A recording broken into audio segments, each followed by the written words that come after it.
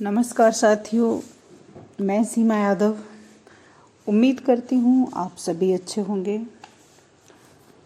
शुरू करते हैं मैला आंचल का अगला भाग। कमली दिन दिन खूबसूरत होती जा रही है। गले में अब 2 रेखाएं ऐसी उभरती हैं जो उसके मुखमंडल को और भी आकर्षक बना देती हैं। आंखों में चंचलता नहीं, एक मद है। अचानक देखने पर लगता है कि आंखों में काजल लगा है। माँ से कहती है, माँ तुम्हारा डॉक्टर अब खुद बेहोश होने लगा है मुझे देखकर। देखो कैसे आधे घंटे से दीवार की ओर एकटक देख रहा है। कमली अपने कमरे में बाल झाड़ रही है। माँ डांटती हैं, कमली, डॉक्टर साहब गोल कमरे में बैठे हैं तो क्या हुआ? कई दिनों से माँ चाहती है कि कमली को कहे इतना मेल जोल करना अच्छा नहीं, लेकिन अभी उसकी ओर देखते ही माँ ने जाने क्या देखा कि मोम की तरह पिघल गईं। दूधिया बर्ड सुडौल बाहें, लंबे लंबे बाल, सुगठित मांसपेशियां। यह क्या? माँ उसको देख के एक बार कांप जाती है। यह क्या है? आंचल को मैला मत करना बेटी। नहीं नहीं, वह भी कैसी है? उसकी बेटी तो माँ कमला है। वह जो चाहे करे। माँ के ओठों पर स्वाभाविक मुस्कुराहट लौट आती है। मालूम होता है तुम्हारा रोग उतारकर डॉक्टर ने अपने ऊपर ले लिया। ओहो, डॉक्टर अब हंसी जब्त नहीं कर सकता है। कमली पर्दे की आड़ से गला निकालकर इशारे से कहती है, चुप, आप बीमार हैं, मालूम है आपको? तहसीलदार साहब की खड़ाऊं खटकती है। हंसी सुनकर बे भला कोई क्या और काम कर सकते थे। डॉक्टर को तहसीलदार ने के दोनों रूपों के दर्शन हो चुके थे। जब वह घर गृहस्थी, मामले मुकदमे, लेन देन वगैरह की बातें करते तो उनका कोई और रूप दिखाई देता। घर में आराम से बैठकर दीन दुनिया की बातें करते समय रामायण, महाभारत, देश विदेश से लेकर घरेलू चीज़ों पर टीका करने के समय किसी और तहसीलदार साहब को आप देखिएगा। हास्यप्रिय, रसिक और कुशल गृहस्थ, भोला भाला इंसान। डॉक्टर को उनके प्रथम रूप से बेहद घृणा थी, लेकिन वो उनके दूसरे रूप के इंद्रजाल से न बच सके। क्या बात थी? तहसीलदार साहब हंसी का ठहाका सुनकर बोल पड़े। कमली की माँ, क्या बात थी ये दोनों नहीं बताएंगे। अरे तुम्हारी पगली बेटी के मुंह में जो आता है बक देती है। तुम्हारी बहकाई हुई बेटी अभी कह रही थी कि डॉक्टर साहब अब खुद बेहोश होने लगे हैं।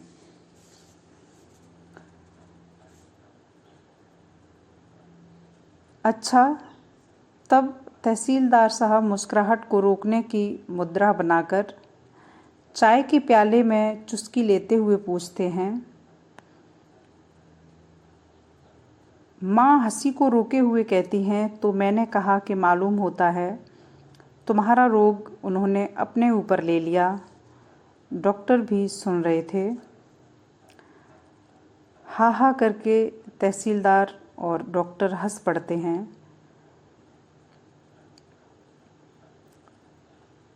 तहसीलदार अपनी बेटी के स्वभाव में हुए परिवर्तन को देख रहे हैं। ऐसी बेटी का बाप चुपचाप बैठा है, लाचार है। भगवान भोलेनाथ की कृपा है, मेरी बेटी पर अपनी कृपा दृष्टि बनाए रखना। डॉक्टर तहसीलदार साहब की बुझती हुई हंसी को गौर से देख रहा है। यह शायद एक तीसरा रूप है जिसे देखकर पत्थर भी पिघल जाए। कितना करुण। डॉक्टर साहब माँ 2 प्लेटों में जलपान ले आती हैं। कमली रेडियो की दीदी से मटर पुलाव सीख कर आई है उस दिन। तो यह ऑल इंडिया रेडियो वाला मामला है। शुरू कीजिए डॉक्टर साहब। देखिए कि मटर की घुगनी को किस सफाई से मटर पुलाव बना दिया है। कुछ भी हो, ख्याली पुलाव से तो अच्छा है। डॉक्टर कमली की ओर हंसते हुए देखता है। ओफो, हंसी खुशी के इंद्रजाल में फंसकर डॉक्टर अपने कर्तव्य की अवहेलना तो नहीं कर रहा है।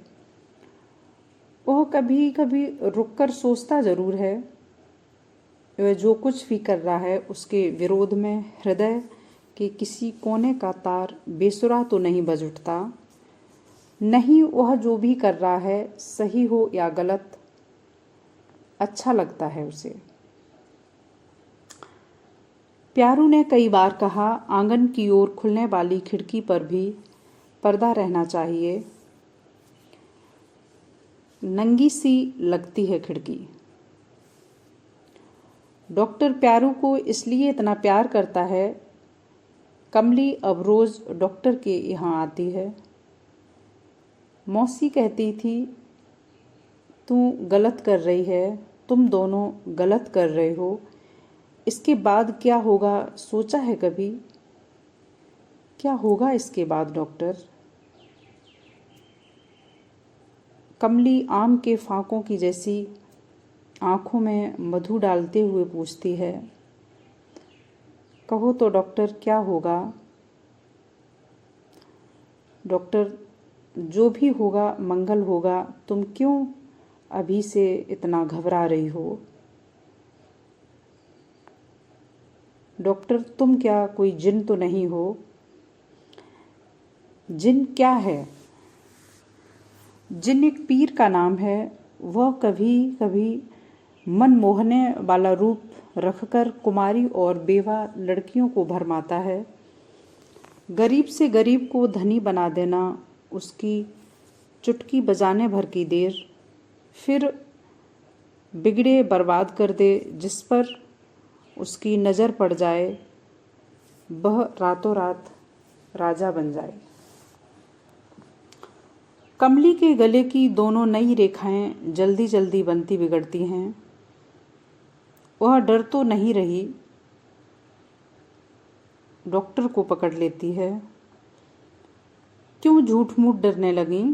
फिजूल की बातें दिमाग में क्यों घूमती रहती हैं? नहीं, मुझे डर नहीं लगता। यदि तुम जिन भी रहो तो मैंने तुमको जीत लिया है।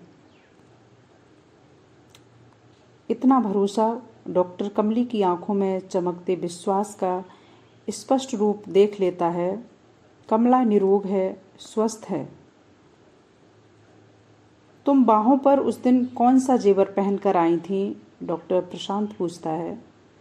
बाजू? क्यों, ग्वालिन जैसी लगती थी ना? गोकुल की ग्वालिन। कमली हंस पड़ती है। इसी को रासलीला कहते हैं। देखते हो, अभी दोपहर रात को डॉक्टर का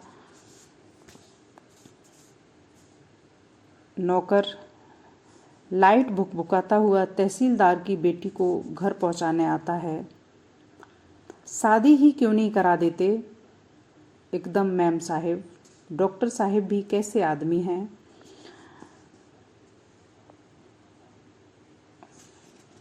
डॉक्टर साहब को चौकीदार अगमू पूछता है कि डॉक्टर साहब का चरित्र कैसा है।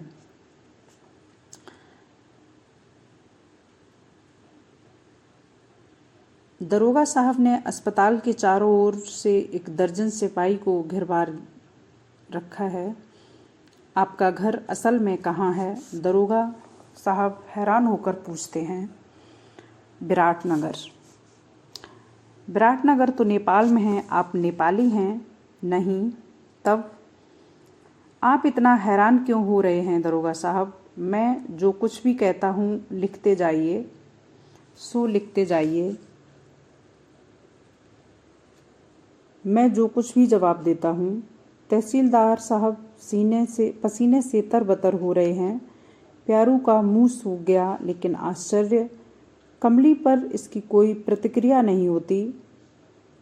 डॉक्टर को कुछ नहीं हो सकता, कोई बात नहीं, उसका दृढ़ विश्वास है।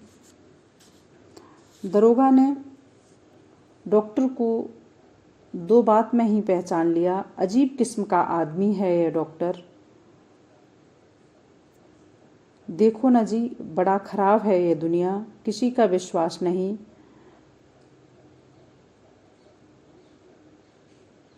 इस दरोगा की हरकतों पर डॉक्टर को ताज्जुब होता है। बार बार कहता है हम इसी जिले के हैं। बेवकूफ़ों की तरह सवाल करता है। आपको बहुत लड़कियों से ताल्लुक़ रहे हैं? रहा है, कम से कम 400 लड़कियों के साथ मैं दिन रात रह चुका हूँ। डॉक्टर मुस्कुराते हैं। 400? दरोगा साहब को जब किसी बात पर अचरज होता है तो उनकी आंखें उल्लू की आंखों की तरह गोल हो जाती हैं। 400? इतनी लड़कियां कहाँ से मिली? मेडिकल कॉलेज, हॉस्पिटल में। ओ नहीं, मेरे पूछने का मतलब है भले घर की लड़कियां। क्यों, हॉस्पिटल में भले घर की लड़कियां नहीं जाती? मेरा मतलब है, छोड़िए इन बातों को। कम्युनिस्ट पार्टी से आपका कैसा रिश्ता है? मेरे बहुत से दोस्त हैं कम्युनिस्ट। आपने संथालों को भड़काया है। संथाल लोग मुझे समय समय पर अपने पुराने कागजात पढ़वाने आया करते हैं, मुझसे जजमेंट वगैरह। आप अपनी किताबें दिखला सकते हैं। दरोगा साहब उठकर किताबों की अलमारी के पास जाते हैं। साला सब डॉक्टरी किताबें हैं। चिल्ड्रन ऑफ USSR, लाल रूस, लेखक बैनीपुरी। लाल चीन, लेखक बैनीपुरी। ये सब तो रूस की किताब हैं। रूस की नहीं, रूस के बारे में। दोनों एक ही बात।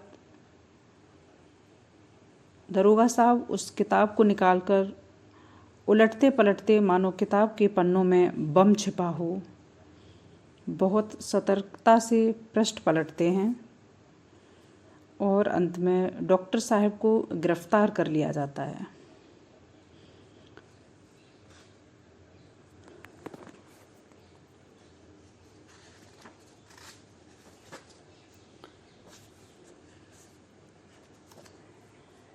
कमली के बाबू, कमली की माँ उसके पिता को रात में जगाती हैं। नींद में तहसीलदार साहब की खरखराहट की आवाज़ आ रही है। उनके चेहरे पर भय की काली रेखा छाई हुई है। कमली के बाबू, क्या है? माँ धीरे से पलंग पर बैठ जाती हैं। तहसीलदार साहब और भी अचकचा जाते हैं। क्या हुआ? कुछ नहीं, माँ फुसफुसाकर कहती हैं। कमली ने तो आंचल में दाग लगवा लिया। क्या? आंचल में? तहसीलदार साहब को लगा कि कमली के कपड़े में आग लग गई है, कमली जल रही है। हाँ, 4 महीना। तहसीलदार साहब और माँ दोनों एक ही साथ लंबी सांस छोड़ते हैं। हे भगवान, अब क्या होगा? समझो, कैसे पता चला? मुझे तो पिछले महीने में ही थोड़ा संदेह हुआ था। आज पूछने लगी तो चुपचाप टुकुर टुकुर मुंह देखने लगी। डॉक्टर ने तो खूब इलाज किया। अब मुंह पर कालिख जो लगी है, इसको कौन छुड़वाएगा? तहसीलदार साहब का गला सूख जाता है। आंखों के आगे भयावने दृश्य एक एक करके आते हैं। उनके मुंह में कालिख लगी हुई है और सभी लोग ताली बजाकर हंस रहे हैं। मैं कहती थी कि इतना हेल मेल अच्छा नहीं, और तुम्हारी दुलारी पर तो मानो जादू कर दिया है डॉक्टर ने। अभी भी कह रही है, डॉक्टर ने कहा है सब मंगल ही होगा। साफ साफ कहाँ कहती है कुछ मंगल? कौन सा मंगल? पाजी, सुअर, नमक हराम, कुत्ते का बच्चा, साला, हजारों गालियां तहसीलदार साहब डॉक्टर को दिए जा रहे हैं। लेकिन मैं शपथ खाकर कह सकती हूँ मेरी बेटी का इसमें कोई दोष नहीं। माँ रो पड़ती है। कमली का कोई कसूर नहीं है। डॉक्टर ने फुसलाकर उसका सत्यानाश किया। कमली भी अपने बिछावन पर जगी हुई है। आज उसे बार बार डॉक्टर की याद आती है। डॉक्टर का हंसना, बोलना, रूठना, मीठी मीठी बातें करना और बाहों में भरना। उसकी आंखें भर भर आती हैं। लेकिन डॉक्टर ने कहा है जो होगा मंगलमय होगा। यदि डॉक्टर को कैसे भी करके पता चल जाए तो माँ रोती क्यों नहीं? महाभारत में कुंती, देवयानी, अहल्या, द्रौपदी, कौन ऐसी है जिसको डॉक्टर ने कहा है हम दोनों को कोई अलग नहीं कर सकता? तहसीलदार साहब सुबह सुबह चाय पीते समय पूछते हैं, पूछो कमली से साफ साफ डॉक्टर ने क्या कहा?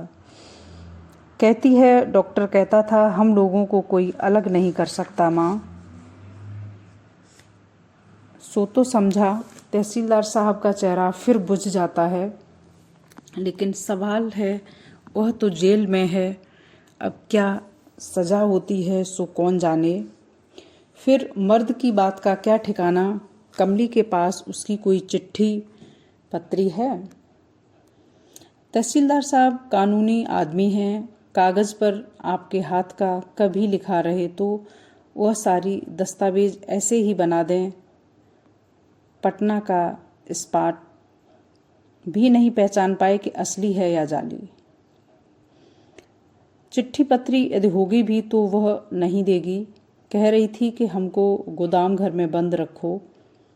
लोग तो जानते ही हैं कि कमली बीमार है। तब तक डॉक्टर आ जाएंगे। लड़की की बातें सुनकर कलेजा धक से रह हो गया। कहती थी माँ अपराध के लिए आखिर कोई सजा तो मिलनी ही चाहिए। हमको घर में ही जेल कर दो। तहसीलदार साहब का दिल कसक उठता है। कमली की माँ मेरी बेटी अब मेरे सामने नहीं आएगी। क्यों? एक बार उससे बात करना चाहता हूँ। तुम क्या कहती हो? कमली के चेहरे पर दिनों दिन तेज आता जा रहा है। मुखमंडल चमक रहा है। लेकिन आज उसकी निगाहें नीची हैं। चुपचाप आकर पर्दे की आड़ में खड़ी हो जाती है। दीदी इधर आओ दीदी, तुम्हारा कोई कसूर नहीं बेटा।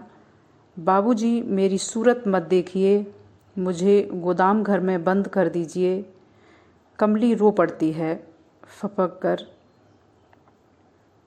और कोई उपाय भी तो नहीं। कमली कहती है लगता है कि डॉक्टर नहीं जिन हैं। एक बार गौरी मौसी ने जिन पीर की कहानी सुनाई थी। डर तो नहीं लगता? नहीं माँ, डॉक्टर अब मेरे पास हमेशा रहते हैं। मुझे डर नहीं लगता। इसीलिए मैं एकांत में अंधेरे में रहना चाहती हूँ। माँ डॉक्टर का कोई कसूर नहीं, वह सचमुच जिन हैं। सुनते हैं कि जिन जिस पर प्रसन्न हो उनको तुरंत कुछ न कुछ बना देते हैं।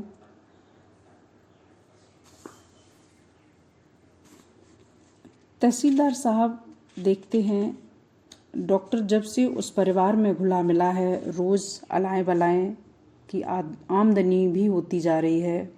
जिस बात से सारे गांव का नुकसान हुआ उसमें भी नफ़ा ही रहा तहसीलदार साहब को। मुकदमे में मुल्ले फंस गए और इतना बड़ा सेशन केस दूसरों के सिर पर ही खेप लिया। अपने घर से तो एक पैसा भी नहीं गया, ऊपर से 5,000 के करीब फ़ायदा ही हुआ। कमली ठीक कहती है, डॉक्टर जिन हैं। कमली ने एक सप्ताह बहुत मज़े में काट दिया।